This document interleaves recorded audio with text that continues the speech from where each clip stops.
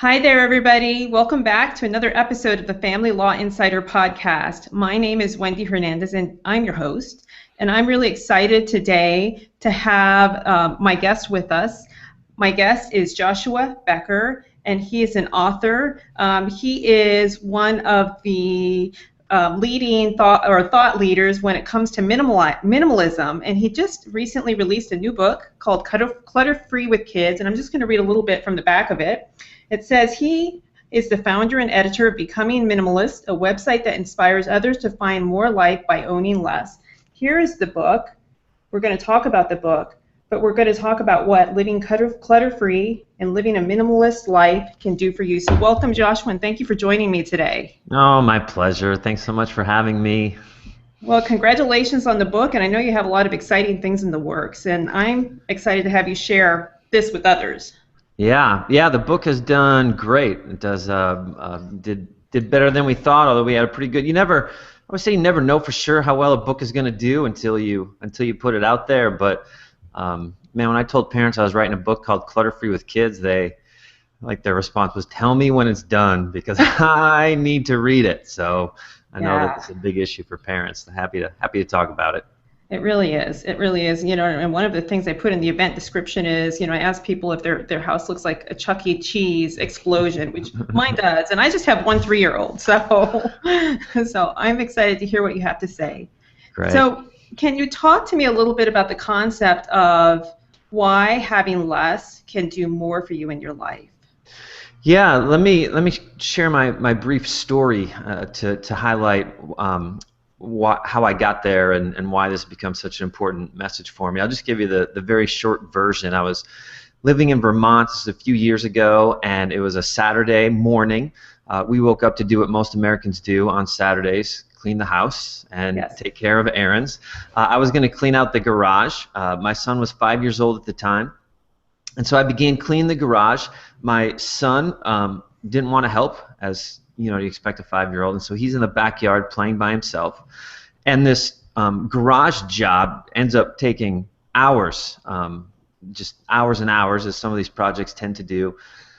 My neighbor was outside at the same time, and I began just commenting to her about how much time and effort had gone into taking care of the garage, and my son's running back and forth asking me to come play with him. And she's the first one to say, "Well, that's why my daughter is a minimalist. She keeps telling me I don't need to own all this stuff."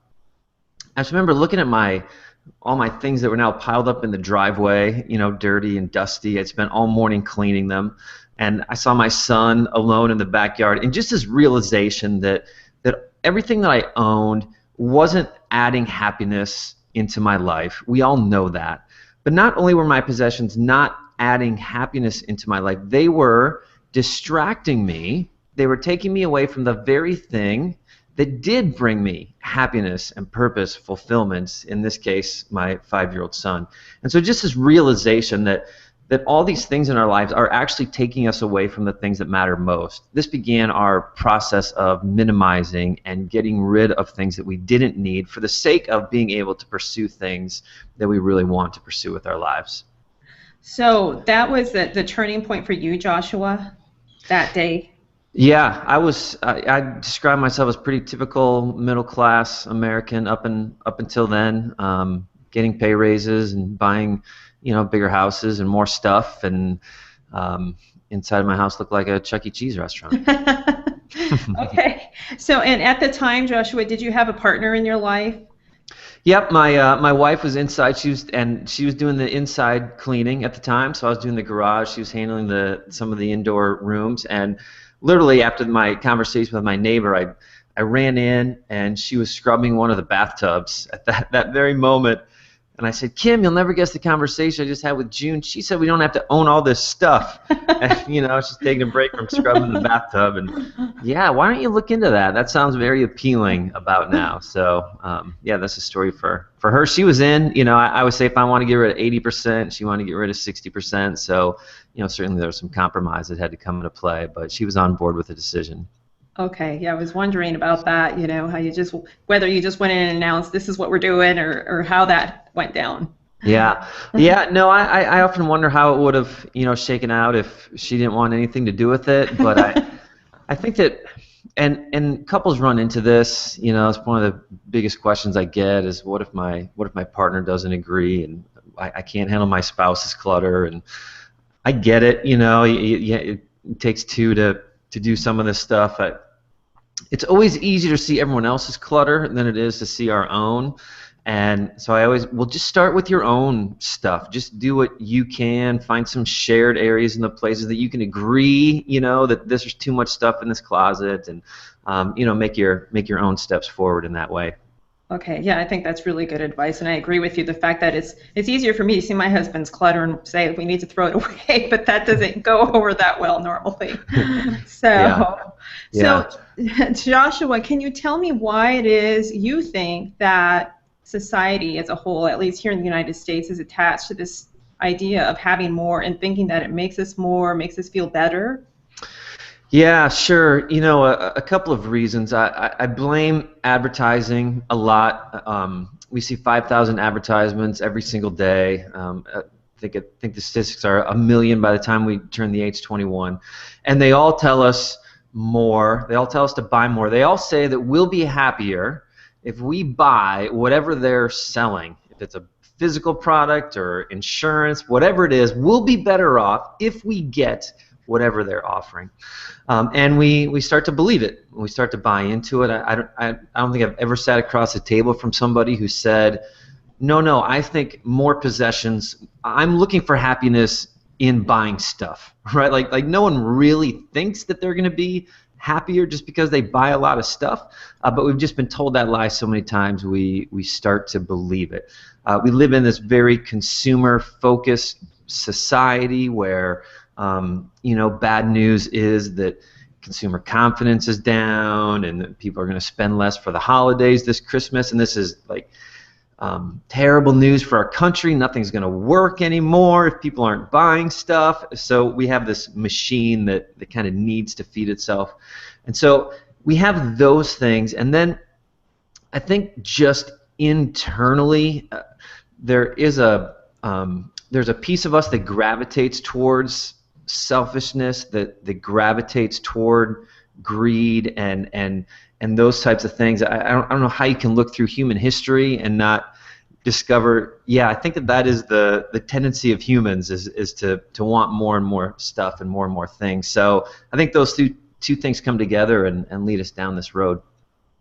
So I was wondering, when it comes to kids, I mean, do you think that this value, and I don't know that it's a I don't know if you want to call it a value. I'm not saying it's good or bad, but this value of wanting to have more, is this something that is kind of passed down to children from parents in some way? Yeah, definitely. Yeah, for sure. I think that the kids see their parents wanting new things and buying new things. I think they, most people wouldn't articulate it this way, but most people today, because we have disposable income, most of us are trying to satisfy our discontent by buying something else.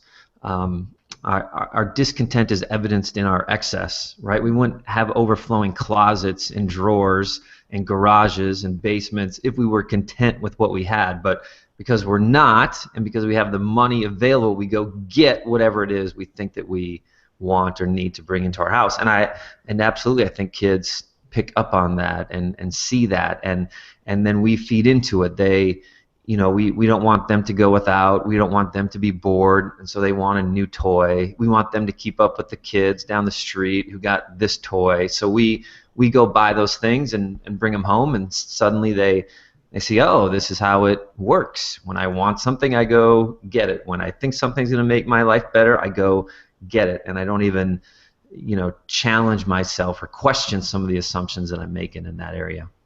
So, and I see that at work, even with a 3-year-old, so that's something I have to look at and reevaluate, because I want to make her happy, and she says, Mommy, I want this or I want that, and I want to give it to her. Yeah, and you can clearly see the effect of advertising when they're that young.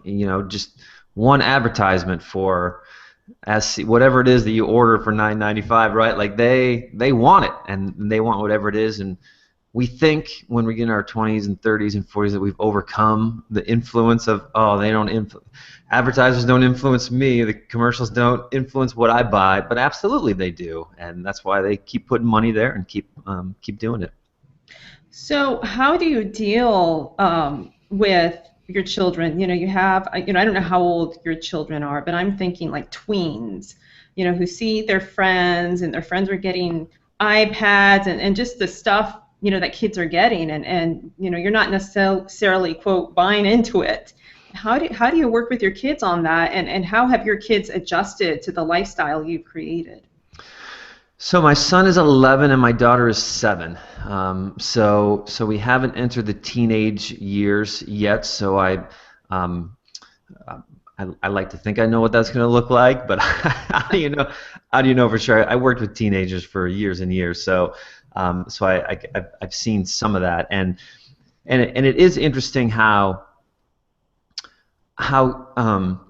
when you look at different income levels and different social classes, okay, like someone who comes from a family who doesn't have as much money as some of the others, I think have a lot of them have just come to understand that, and they just know I'm not gonna get a BMW for my 16th birthday. I'm not gonna have the latest and greatest fashions, and some of them handle that okay, and some of them really get jealous and really struggle with it. So there's a part of that deals with their personality and I think how they're raised and how you deal with them. Personally, I'm a big fan of boundaries, especially with my 7-year-old. My 11-year-old's pretty happy if he's got a soccer ball and bicycle and a friend down the street. Like, he's pretty content. But my 7-year-old, she likes clothes and dolls and arts and crafts, and so we've just tried to focus in on boundaries. So we have our closet, and I write about this in the book. And I said, okay, you can fit as many you can have as many toys as fit in your closet. But once we overflow your closet, then we're going to go through it and we're going to find some things to get rid of. And they know that we're not just going to go buy more and more toys without making some decisions at home first. And I think that that's very helpful for her. I think it's good for kids to see boundaries, to know that space is limited, to know that money is limited, that time is limited, and that just getting more and more isn't the answer. But I think that sets up a good framework for them going forward for life. That's really good advice. That's really good advice. So what in your own life, having less, what have you found more of by owning less or having less? Yeah, I think probably there's some surface things. So when I talk about this to a room full of people, I'll always ask the question. I say, okay, turn to your neighbor and answer this question. How would your life look better if you own less stuff? And it's interesting because no one has to think very long. They start rattling off right away. Less cleaning. Yes, yeah. Absolutely. You'd have less time. You'd have to take care of your stuff and pick up things. So we think of more time. We have more time available because we're just spending less time taking care of our things. We have more money available to us because we're not spending it on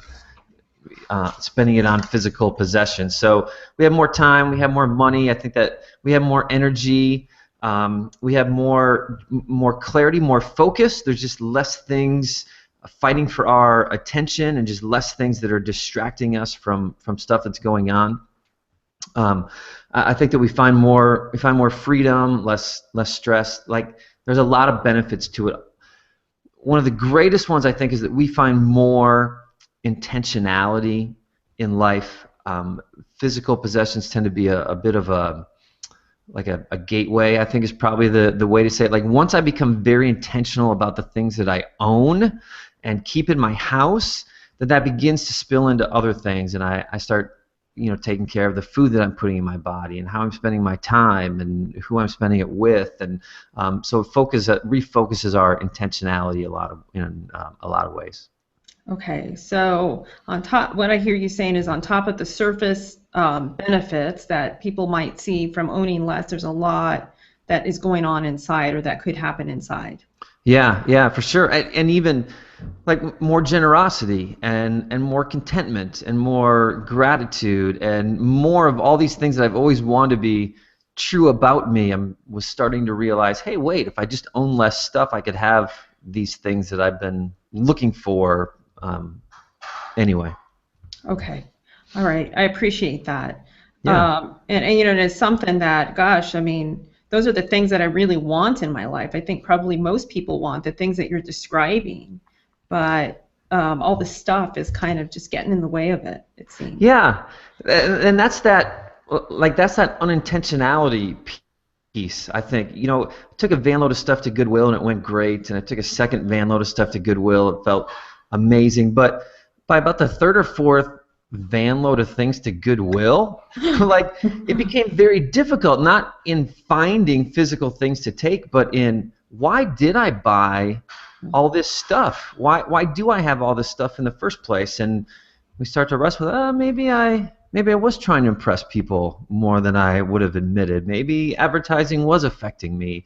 Maybe I was more jealous than I ever would have admitted. And so we find ourselves wrestling with a lot of these issues, and I think that brings us back to a point of, man, what's happened to my life? I wanted this, and I wanted freedom, and I wanted peace, and I wanted contentment, and I just got caught up in this stupid race that everyone else is living. What happened, and how do I get back to what I dreamt is what my life would be about? So, and as you were talking, you know, something just kind of occurred to me, a question, and I wonder how did your relationships with other people in your lives unfold, you know, as you started to embrace this lifestyle? Did those relationships change? Did some fall away, or did they stay the same? What happened? I did not. I didn't see many negative effects to my relationships. One of the reasons that I wanted to pursue minimalism was to focus in more on relationships and make that a higher priority, not just in my own family, but in my neighborhood and with the people that I was close to. Um, there's a lot of people who I think think, and there may be some relationships in our lives that turn negative, that think, okay, if I reject consumerism, then my consumeristic friends are going to reject me. And I just didn't see that to be true. Maybe it's a part of the attitude that I took towards them. I wasn't judgmental, and I wasn't bashing their lifestyle, because I lived it for 30 some years. It was like, no, this was my time to learn this truth. My neighbor introduced me to it, and now I can live in a way that introduces others to it, but not in a prideful way that says I finally figured it out and you're all still in the dark ages. But just let me model this. Here's the changes that we're making, and here's why we're doing it. And ultimately, I think that they start to see some of the benefits of it. And most people know that we own too much stuff, and so they recognize that. So I've been a pretty positive in almost all of my relationships. Okay. All right. Thanks for sharing that. Yeah, no Uh, problem. So, you know, and I want to give people some kind of how to or where to begin. But before we get to that, you know, I want to talk to you about or have you talk about a concept that I think is really important that I came across in your book, and that is the distinction between financial success and significance. Yeah, yeah, yeah. It is. Um, they're not polar opposites necessarily, but they can become polar opposites. We live in a world that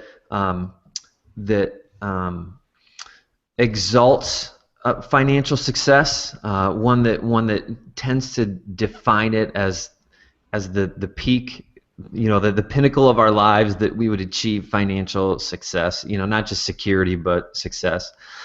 And so people begin pursuing it, and they begin chasing it. they want to be successful at work, and they want to get a pay raise, and they want to get a promotion that leads to more money, and they begin chasing these things. Meanwhile, I think there's another road that we can take with our life, one that seeks contribution into other people's lives, one that seeks to help people who need help, mentor people who need to be mentored, one that offers our skills not just because we can get money out of it, but because the world needs what we can offer. And I just got an email today from a mom who was emailing me how her and her husband had been chasing, career after career, and had achieved this certain level of financial success, but heard their 9-year-old son say, yeah, but mom and dad, you're never home. And it just like really struck them as, wait a minute, we've been chasing financial success, but at the cost of significance in our son's life and significance in our family's lives. And so I just, that's a piece of the book, just to cause people to stop for just a moment and think, wait, am I sacrificing significance for the sake of success? And have I confused the two terms in my life and in my pursuits? Yeah. Thank you. I think that's really, really big, important stuff, and something that I'm going to think about and reflect on. Yeah, for sure. Great.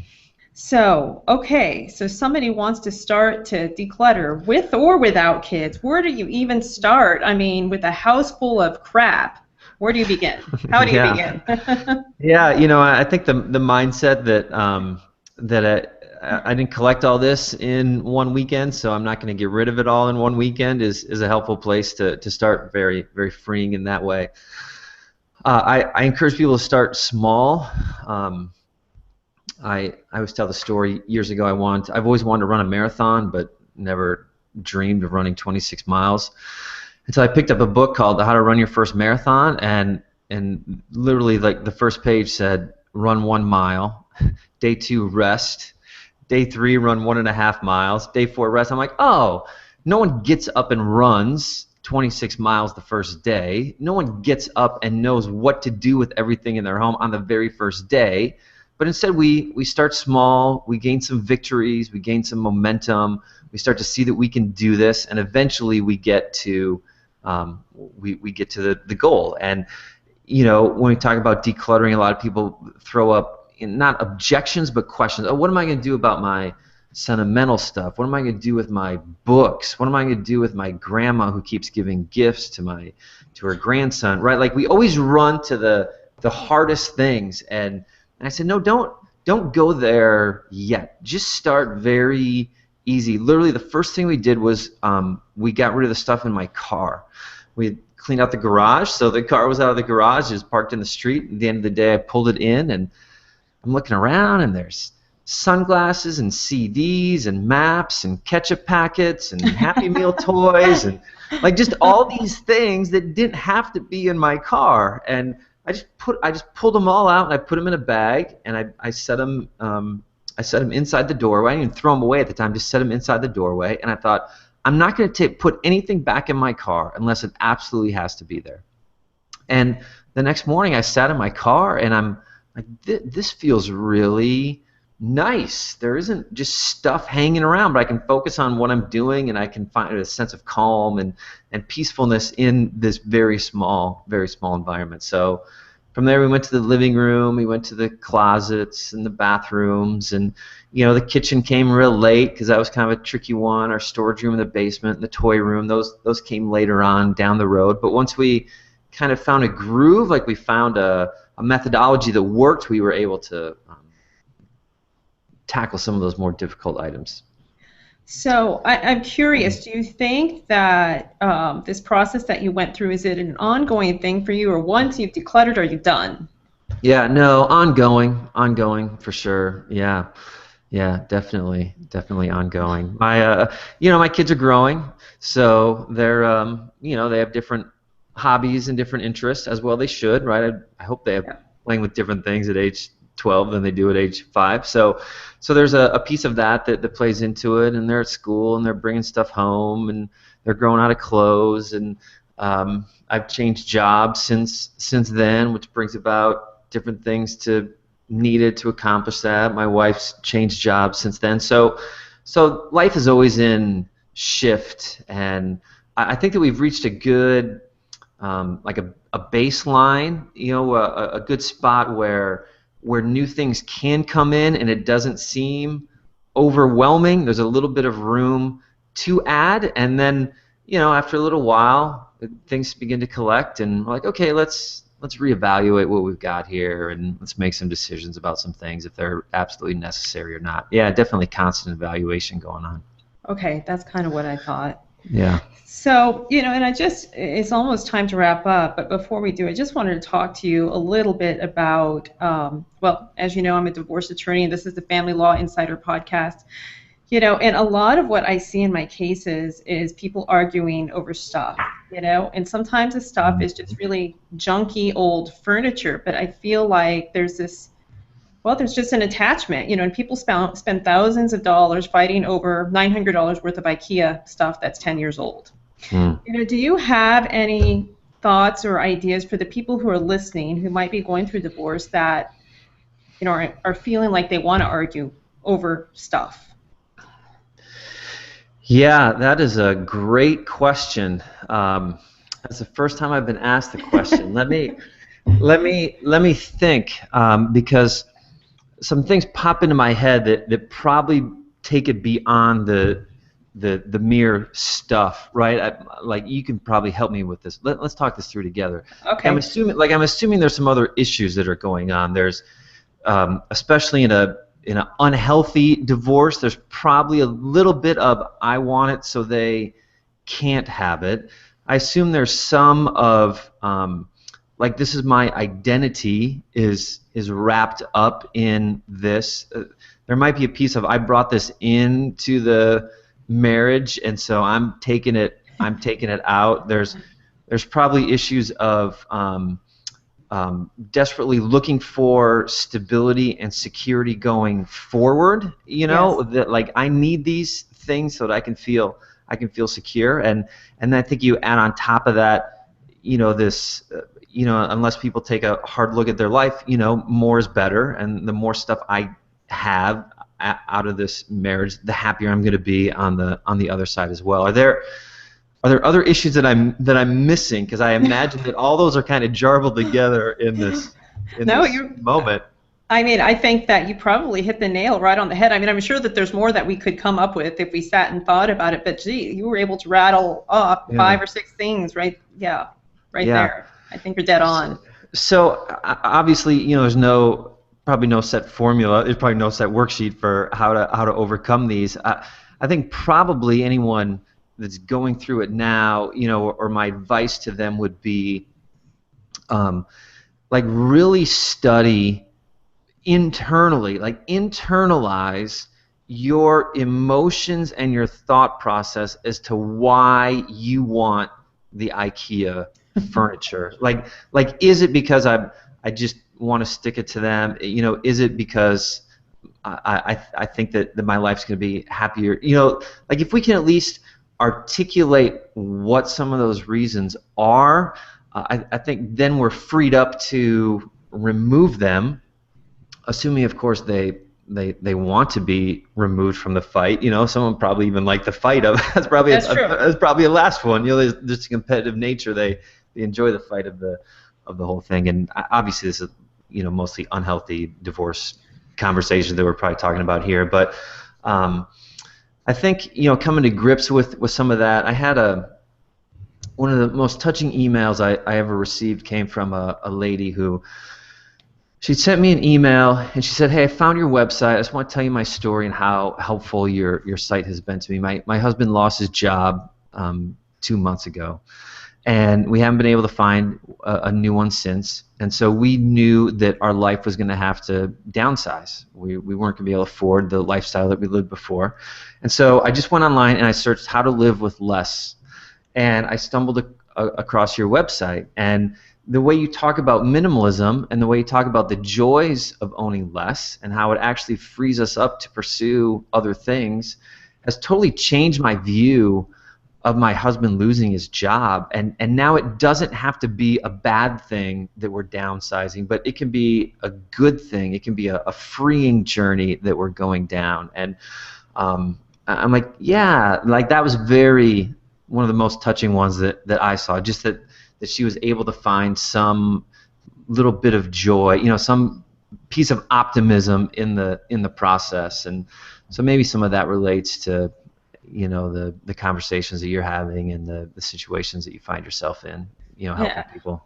Totally. I think so, and I think that's great, and that's, you know, it's a perfect note to end on. And while we're on that note, on the note of marriage, I also, you know, and I'm sure you can tell everybody about it, but just in looking at your website, I see that you're a contributor to a book on marriage. So can you tell us, Joshua, how people can find you, you know, a bit about that book, and then the other things that you have circulating in the world and on deck? Yeah. The home base for everything is becomingminimalist.com. That's the website. I post there 2 or 3 times a week. And that's, you know, any major announcements, anything that's going on, I use I use that platform to do that. Certainly they can find me on Facebook and Twitter, and they can find links to all the books from that website. So that's the place to do it. The book was a fun one, actually.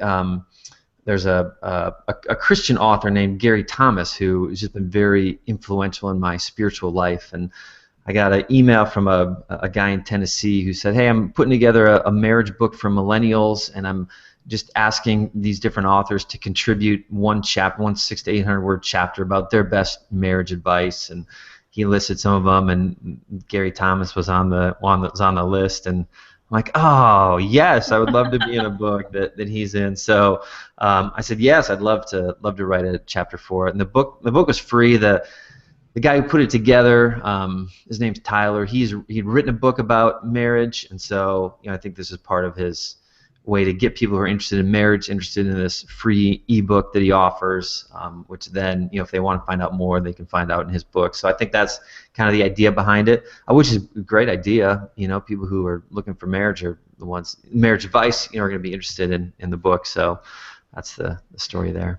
Okay, well, check out Joshua's book, Clutterfree with Kids.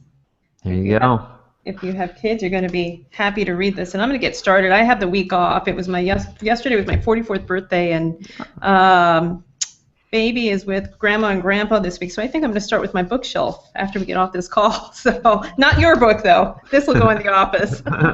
Happy birthday. Happy birthday. Thank you, Joshua, and thank you for the time. And I appreciate all of you out there listening. That's going to do it for this episode of the Family Law Insider podcast. Remember, we're on your side when it matters most, and I'll see you next time.